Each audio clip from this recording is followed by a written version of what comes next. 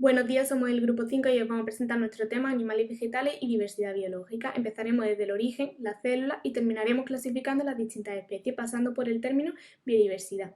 Los seres vivos se componen de materia. Podemos distinguir de la materia inerte, que es aquella que compone todo aquello que no tiene vida, y la materia viva, que es la que compone a los seres vivos. Esta última está compuesta por elementos químicos llamados bioelementos. Existen dos tipos, los primarios, que son los más abundantes, y son el carbono, el hidrógeno, el oxígeno, el nitrógeno, el fósforo y el azufre. Y los secundarios, que algunos de ellos son el sodio y el hierro. Pues bien, estos bioelementos se unen dando lugar a las biomoléculas, que dan lugar a la composición de los seres vivos. Encontramos dos tipos, las inorgánicas, que se presentan tanto en la materia viva como en la inerte, y son el agua y las sales minerales, y las orgánicas, que solo se encuentran en los seres vivos. Están compuestas fundamentalmente por carbono y se clasifican en glúcidos, lípidos, proteínas y ácido nucleico. Ahora pasamos a la unidad mínima que compone los seres vivos, que es la célula. La célula tiene un tamaño microscópico y está formada por membrana plasmática, citoplasma, material genético y órganos celulares. Aunque todas las células tengan en común la membrana plasmática, el citoplasma y el ácido nucleico, podemos distinguir dos tipos de células. Las células procariotas son más pequeñas, no tienen núcleo, por lo que su ADN se encuentra disperso en el citoplasma. Además, presentan pared celular, apenas tienen orgánulos y algunas tienen flagelo para su desplazamiento. Por otro lado están las células eucariotas, que son más complejas, su ADN se encuentra concentrado en el núcleo celular, donde encontramos gran variedad de orgánulos. Se clasifican células animales y vegetales. Las células presentan gran variedad de formas determinadas por su función. Es lo que conocemos como especialización celular. Este proceso posibilita la división del trabajo, mayor longevidad y eficiencia celular. La primera célula comenzó a dividirse generando multitud de organismos, dando lugar a la biodiversidad, que es aquello que entendemos como el conjunto de seres vivos habitantes de la Tierra. Todos ellos provienen de una primera célula, la cual se ha ido modificando y adaptando al medio, produciéndose la evolución biológica. Debido a la gran cantidad de especies existentes, surge la necesidad de crear un sistema estandarizado conocido como sistemática. Este permite clasificar o agrupar a los seres vivos según sus características comunes, denominados criterios de clasificación. Estos deben ser naturales, basados en aspectos anatómicos o funcionales, objetivos, no pueden partir de las preferencias del individuo, y discriminatorios. Las propiedades seleccionadas para la agrupación deben poseerlas algunos elementos del total, pero no todos. Ante la necesidad del cumplimiento de esta sistemática, surgen disciplinas como la taxonomía y la nomenclatura binominal. La taxonomía se define como la ciencia encargada de clasificar a los seres vivos según criterios naturales. Se comienza a agruparlos según sus características comunes en niveles conocidos como categorías taxonómicas o taxones, que podemos ver en esta imagen. Y la nomenclatura, con el fin de denominar las especies, se creó la nomenclatura binominal. Cada especie consta de un nombre universal en latín formado por dos palabras. La primera hace referencia al género y la segunda a una característica específica. La clasificación de los seres vivos en 5 reinos es la más aceptada, distinguiéndose el reino monera, prototista, fungi, animal y vegetal. No obstante, existen otras atendiendo a otros criterios como son el grado de complejidad celular, el tipo de nutrición o el tipo de desplazamiento. Primero abordaremos los reinos monera, prototista y fungi, pero antes debo aclarar dos conceptos. Los microorganismos son organismos microscópicos que pueden encontrarse en todos los seres vivos, como son las bacterias y los protozoos. Mientras tanto, los virus son microorganismos que no forman parte de los 5 reinos existentes, puesto que solo realizan la función de reproducción. Las moneras son organismos procariotas unicelulares, autótrofos o heterótrofos. De todas ellas, el grupo más abundante son las bacterias, que pueden definirse como seres capaces de adaptarse a todos los medios, incluso al interior de los seres. En función a su forma, pueden clasificarse en cocos, bacilos, vibrios, espírilos y espiroquetas. Las bacterias suelen vivir aisladas, sin embargo, en ocasiones se relacionan formando colonias. Si se desplazan, es mediante el flagelo. La reproducción de las bacterias es asexual por bipartición. Todos los procesos referidos a la nutrición tienen lugar en el citoplasma de la bacteria. Existen bacterias autótrofas que sintetizan su propia materia orgánica a través de la fotosíntesis y bacterias heterótrofas que se alimentan de la materia orgánica de otros seres. Dentro de estas últimas encontramos 3 tipos, que son las bacterias saprófitas, se nutren de restos de materia orgánica del medio, como son las bacterias del suelo; las simbióticas, que se vinculan a otros seres vivos estableciendo una relación en la que ambos se benefician, como por ejemplo las bacterias de la flora intestinal; y las parásitas, que se alimentan de la materia orgánica de un organismo huésped. El reino prototista se compone de los protozoos y las algas. Los primeros son organismos unicelulares eucariotas y heterótrofos, que suelen vivir en medios acuáticos, húmedos o en el interior de otros seres vivos. Se alimentan de protozoos, bacterias y algunas son parásitos. Su reproducción puede ser sexual o asexual. La manera en que se relacionan es diversa. En función a cómo se desplazan, pueden clasificarse en ciliados, flagelados, rizópodos y esperozoos. Por otro lado, las algas son organismos eucariotas unicelulares o pluricelulares autótrofos que viven en un medio acuático y que pueden clasificarse en función a sus pigmentos en algas verdes, algas rojas y algas pardas. Se nutren mediante fotosíntesis. La relación depende de su complejidad celular. Mientras que las unicelulares presentan flagelo y pueden unirse formando colonias, las pluricelulares presentan una estructura que les ayuda a fijarse al sustrato. En cuanto a la reproducción, la más habitual suele ser la alternante. Sin embargo, las unicelulares pueden reproducirse asexualmente por bipartición y las pluricelulares lo hacen mediante esporas. Dentro del reino fungi nos encontramos con los hongos, que son organismos eucariotas, heterótrofos y unicelulares o pluricelulares. Las células de los hongos se denominan hifas. Un conjunto de hifas se conoce como micelio. En cuanto a su nutrición, pueden clasificarse en saprófitos, simbióticos y parásitos. Los hongos unicelulares se relacionan formando colonias y los pluricelulares forman micelios. Los unicelulares se reproducen mediante gemación y los pluricelulares mediante esporas. Dentro del reino fungi encontramos dos tipos de hongos. Por un lado, los unicelulares, que obtienen la energía de sus nutrientes mediante la fermentación, como es el caso de las levaduras, y los hongos pluricelulares. Algunos son comestibles, otros son venenosos y se dividen a su vez en mos y setas. Dejando atrás estos tres reinos, nos introducimos en el reino vegetal. Las plantas son organismos pluricelulares autótrofos compuestos por células eucariotas vegetales. Suelen vivir fijas al sustrato, su reproducción puede ser sexual mediante la unión de gametos o asexual mediante esporas o fragmentos de plantas. Además son seres capaces de formar tejidos con diferentes funciones, como son los tejidos clorofílicos, de sostén, protectores o conductores. Para observar a las plantas existen instrumentos ópticos como el microscopio y la lupa, y para identificarlo empleamos guías de campo. En cuanto a los orgánulos, presentan en común raíz, que fija la planta al suelo, permitiéndole absorber agua y sales minerales y acumular sustancias de reserva; el tallo, que es la parte exterior que mantiene a la planta erguida; a las hojas, las flores y el fruto, y conduce sustancias; y las hojas, que son los órganos encargados de la fotosíntesis. Debido a las dimensiones del reino vegetal, surge la necesidad de establecer criterios para su clasificación, como los siguientes. Según la ausencia o presencia de flores, encontramos las plantas sin flores, que se clasifican en briófitas como los musgos y pteridófitas como los helechos. En cuanto a las plantas con flores, diferenciamos angiospermas, que son plantas con semillas y frutos. Sus flores pueden ser unisexuales, aunque suelen ser hermafroditas, como por ejemplo el cerezo. En cuanto a las partes de la flor, encontramos las de la imagen. Por su parte, el pistil es el órgano sexual femenino de la planta. Y dentro encontramos estigma, estilo y ovario. Mientras tanto, los estambres son los órganos sexuales masculinos y están formados por un filamento y una antera, la cual contiene los sacos polínicos, que producen gametos masculinos.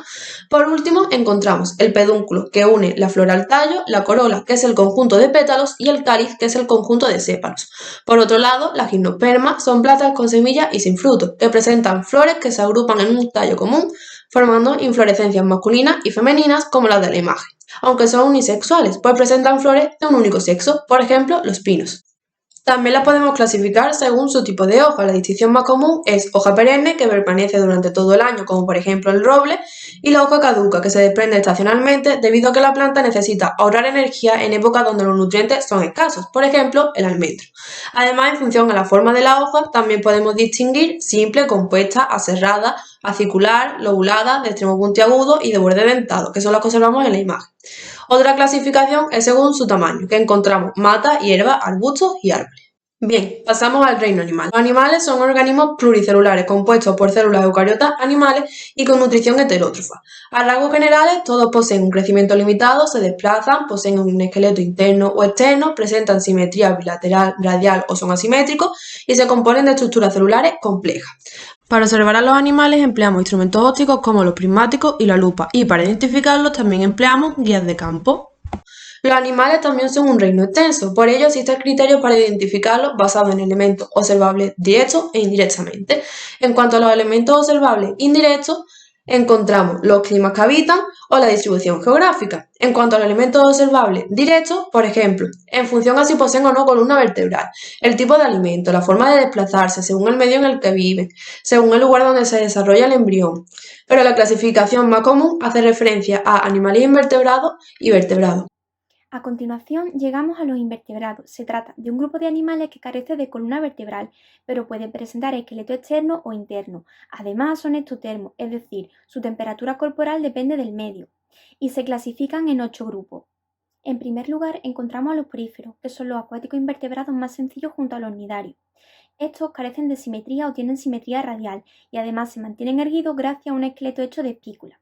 Tienen multitud de poros comunicados entre sí por canales que desembocan en una cavidad denominada atrio y esta con el exterior a través del ósculo. Su alimentación se basa en la filtración y se reproducen asexualmente por fragmentación o gemación. Los nidarios son los pólipos y la medusa. Tienen simetría radial y presentan una cavidad interna donde digieren el alimento que se comunica con el exterior a través de un orificio que tiene una función tanto de boca como de ano. En cuanto a sus funciones vitales, son carnívoros. Su reproducción en los pólipos es asexual por fragmentación o gemación y en las medusas es sexual. Los gusanos tienen simetría bilateral, su cuerpo es blando y alargado. Los gusanos terrestres respiran a través de la piel, que ésta siempre debe permanecer húmeda, y los acuáticos respiran por branquias.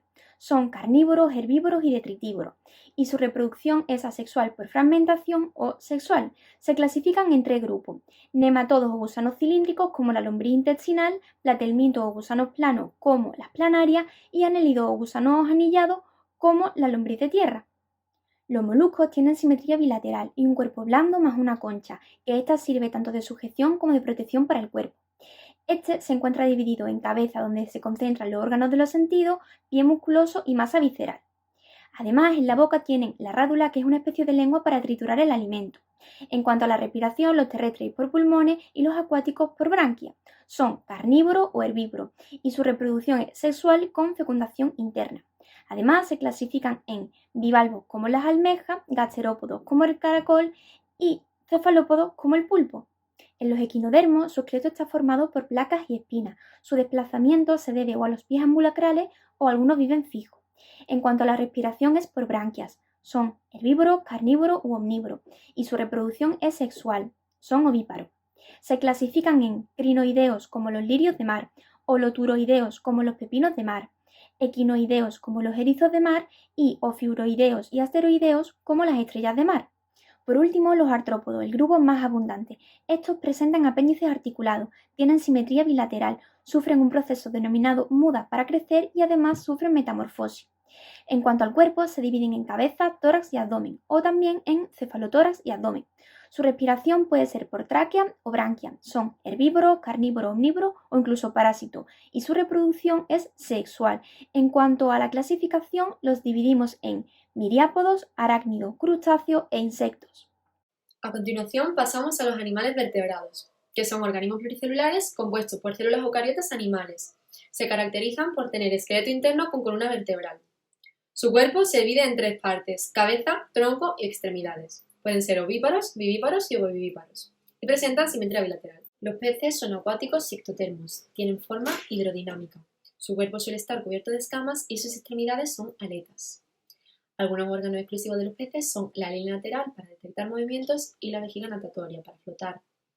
Respira mediante branquias, pueden ser carnívoros, herbívoros u omnívoros, presentan reproducción sexual con fecundación externa y son ovíparos. Según su esqueleto, se clasifican en peces óseos como la caballa y cartilaginosos como los tiburones. Los anfibios son terrestres, tetrápodos y ectotermos con piel desnuda. Sufren metamorfosis, por lo que cuando son larvas respiran mediante branquias. En cambio, cuando alcanzan la edad adulta, combinan la respiración pulmonar y la cutánea, por lo que su piel siempre debe estar húmeda. La mayoría son carnívoros, aunque las larvas son herbívoras. Su reproducción es sexual y son ovíparos. Se clasifican en anuros, aquellos que no tienen cola, y urodelos con cola. Los reptiles son terrestres o acuáticos, ectotermos y tetrápodos. Su piel está cubierta de escamas córneas. Respiran mediante pulmones. En general, son carnívoros. Su reproducción es sexual con fecundación interna y la mayoría son ovíparos. Los podemos clasificar en 4 grupos. Primero los quelonios, que son las tortugas y los galápagos. Presentan un caparazón óseo y un pico córneo. Los ofidios son las serpientes, las culebras, las víboras. No tienen extremidades, mudan la piel cuando crecen y son carnívoros. Los saurios, las lagartijas y las iguanas. En cada pata presentan 5 dedos con uñas. Tienen párpados móviles, cambian de color algunos y mudan la piel. Los cocodrilianos son los cocodrilos, los caimanes y los aligatores. Su cuerpo está cubierto de escamas córneas y tienen mandíbulas muy potentes. Las aves son terrestres y endotermas. Sus huesos son huecos y presentan una estructura aerodinámica. Su cuerpo está recubierto de plumas para protegerse del agua y del frío y presentan pico y alas. Respiran mediante pulmones. Es más, tienen sacos aéreos que las ayudan a respirar y a aguantar el vuelo. Pueden ser herbívoras o carnívoras. Tienen reproducción sexual y son ovíparas. En función al vuelo, las aves pueden ser aves carenadas, aquellas que vuelan, o aves rátidas, las que no vuelan. Los mamíferos son terrestres o acuáticos, endotermos, tetrápodos, presentan mamas y suelen tener el cuerpo cubierto de pelo. Además, presentan un sistema nervioso muy desarrollado. Respiran mediante pulmones, pueden ser herbívoros, carnívoros o omnívoros, su reproducción es sexual y son vivíparos. Los podemos clasificar en 3 grupos. Los monotremas, que son los ornitorrincos y los equinas, son los únicos ovíparos, sus glándulas mamarias son muy primitivas. Los marsupiales, como los canguros, los koalas y las zarigüeyas, las crías no nacen completamente desarrolladas, por lo que pasan un tiempo en el marsupio de su madre, y los placentarios, como por ejemplo los delfines o el ser humano. La cría se alimenta a través de la placenta cuando está en el interior del útero. Y a continuación encontramos las referencias bibliográficas que hemos utilizado.